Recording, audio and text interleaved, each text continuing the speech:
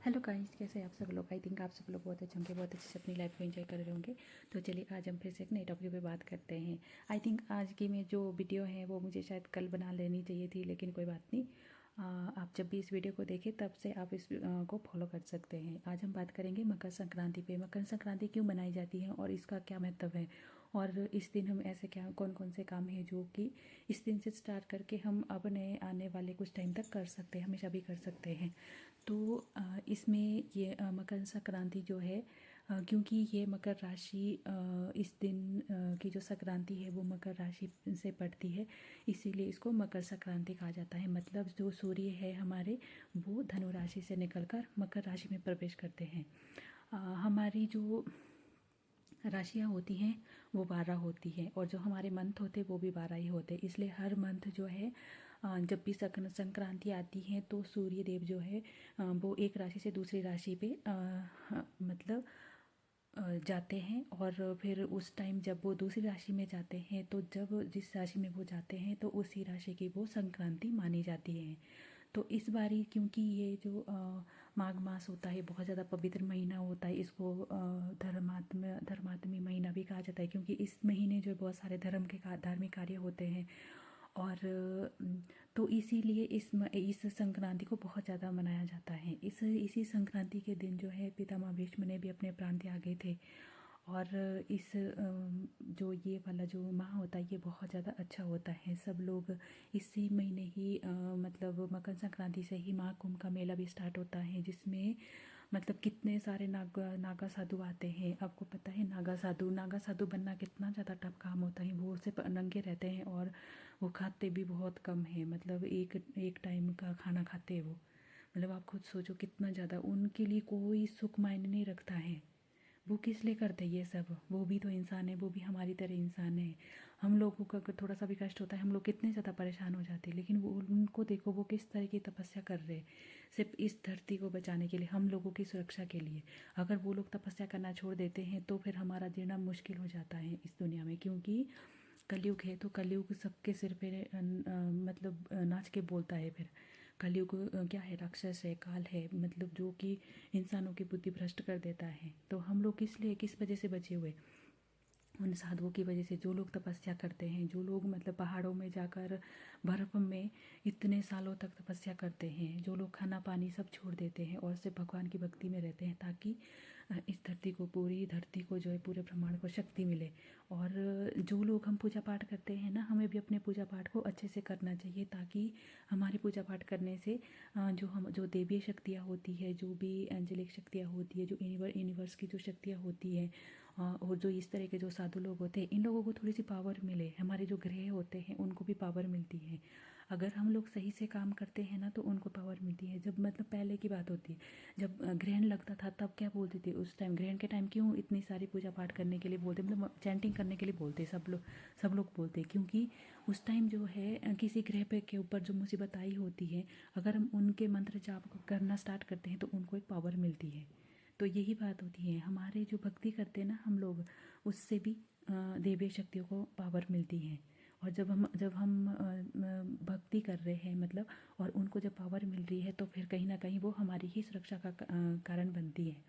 तो इसलिए हमें भी अपने जितना हमसे हो सकते हैं हमें अच्छे काम करने चाहिए। और हमारा पूजा पाठ आज से अगर आपने स्टार्ट कर दिया है, वैसे तो सब लोग आज के दिन मंदिर जाते हैं, पूजा पाठ भी करते हैं, तो आपको डेली जो है आज के दिन से अच्छे से अपनी पूजा को स्टार्ट करना है। चाहे आप 5 मिनट की करिए, 10 मिनट की करिए, आधे घंटे की, 1 घंटे की, जितना आपसे हो सके उतना, क्योंकि इससे जो है कहीं ना कहीं हमारी ही सुरक्षा होती है।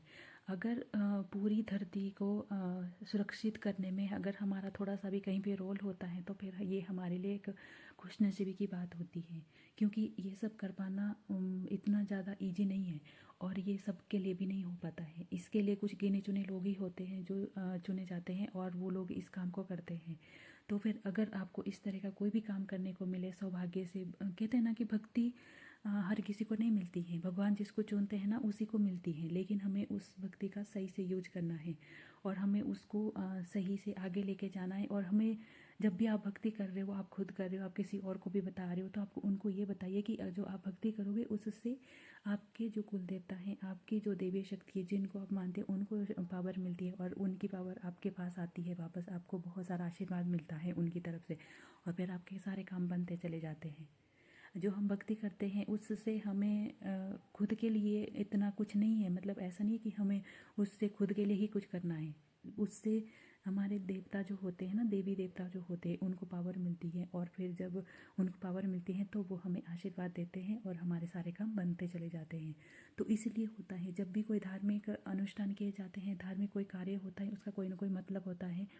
और क्योंकि हमारे जो इसमें जो हमारी पृथ्वी में जो हमारे मतलब धार्मिक शास्त्र में जो है वो हमारे ग्रह होते हैं, गोचर होते हैं, बहुत सारी चीज़ें होती है जिनकी वजह से कि सारी की सारी चीज़ें जो है मैनेज होती है, सबकी कुंडलियाँ बनती हैं, सबकी दशाएं चलती हैं, बहुत सारी चीज़ें होती हैं, सारी ग्रहों की अपनी अपनी दशाएं होती है, वो सब भी। तो अगर हमारा कोई भी ग्रह कमज़ोर है तो उस इसके लिए ही तो बोलते उनको कि हमें बताया जाता है कि हमें उस ग्रह के ज़्यादा से ज़्यादा मंत्र जाप करने हैं ताकि उनको बल मिले।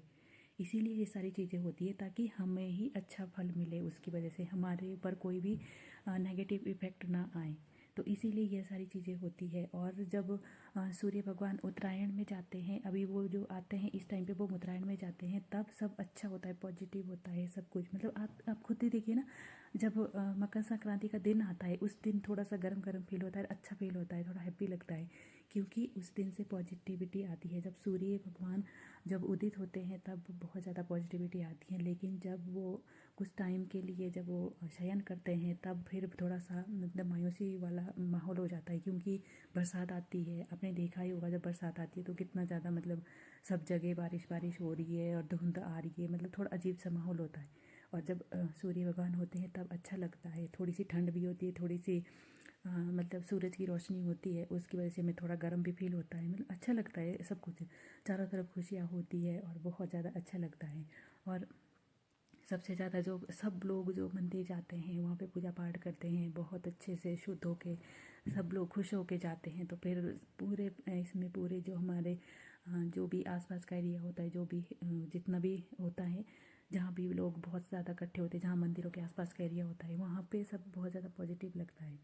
तो ये सारी चीज़ें होती है, इसीलिए मकर संक्रांति मनाई जाती है। आप भी आज से अगर आपने स्टार्ट कर दिया है तो आप डेली डेली थोड़ा सा टाइम निकालिए और ताकि आप थोड़ा सा मंत्र जाप करते रहिए उसको, ताकि आपके जो देवी देवता हैं उनको बल मिले और आपको आशीर्वाद मिले और सबकी जो बुद्धि है वो अच्छी रहे। आपको सबके लिए मांगना है, जब भी आप कुछ मांगे आप अपने लिए मत मांगिए, आप सबके लिए मांगिए।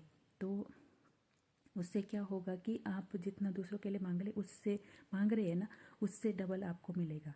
तो ये बात होती है, आप सबके लिए मांगना स्टार्ट करिए, सबको सद्बुद्धि मिले, सबका विकास हो, सब लोग खुश रहे, सबके काम अच्छे हो। तो इस तरह से जो है सबका अच्छा हो जाता है और फिर आपका उसमें डबल अच्छा होता है। अगर आप किसी और के लिए कुछ मांग रहे हैं ना तो भगवान आपको फिर बहुत सारा देते हैं।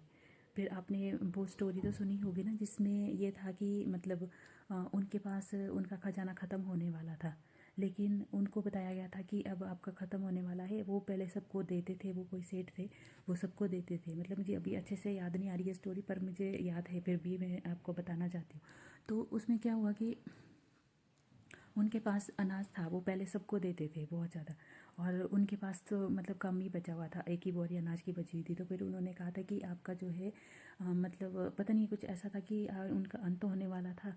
और फिर उसके बाद क्या हुआ कि उनको लगा कि अगर मेरा अंत होने वाला है तो क्यों ना जितना अनाज बचा हुआ मैं इसको सब लोगों में बांट दूँ, और फिर उसके बाद अकाल पड़ेगा तो फिर देखी जाएगी। अभी का अभी जितना अभी है उतना दे देते। फिर उन्होंने सब में वो बांट दिया और फिर उसके बाद उन्होंने देखा तो उनके पास उसके मतलब 10 गुना ज़्यादा आ गया था और अपने आप ही आ गया था वो, क्योंकि उन्होंने सबके बारे में सोचा, अपने बारे में नहीं सोचा। उन्होंने ये नहीं सोचा कि अच्छा अकाल पड़ने वाला है या फिर मुझे कुछ होने वाला तो मेरी फैमिली को क्या होगा या मेरा क्या होगा, ये नहीं सोचा उन्होंने पहले लोगों के बारे में सोचा, इसीलिए उनके पास बहुत सारा आया। तो ये बात होती है, जब हम दूसरों के लिए मांगते हैं तो हमारे पास डबल आता है उससे, क्योंकि जब हम दूसरों का भला कर रहे हैं तो भगवान हमें इसलिए देते हैं कि तुम जब दूसरों के लिए कर रहे हो तो फिर तुम्हारे पास उतना होना चाहिए कि तुम दूसरों के लिए कर सको। ठीक है, तो ये सारी चीज़ें होती हैं। और अगर आपको मेरी वीडियो थोड़ी भी अच्छी लगे तो प्लीज़ लाइक कर देना, शेयर कर देना और कमेंट भी कर देना, और मेरे चैनल को सब्सक्राइब भी कर देना। जिन्होंने मेरे चैनल को सब्सक्राइब किया उनको दिल से थैंक यू। आप हमेशा हैप्पी रहिए और आगे बढ़ते रहिए और भगवान की भक्ति करते रहिए और लोगों को भी जोड़ते रहिए भगवान की भक्ति से। सब कुछ अच्छा होगा, आपकी लाइफ में बहुत सारी खुशियाँ आएगी। Thank you so much.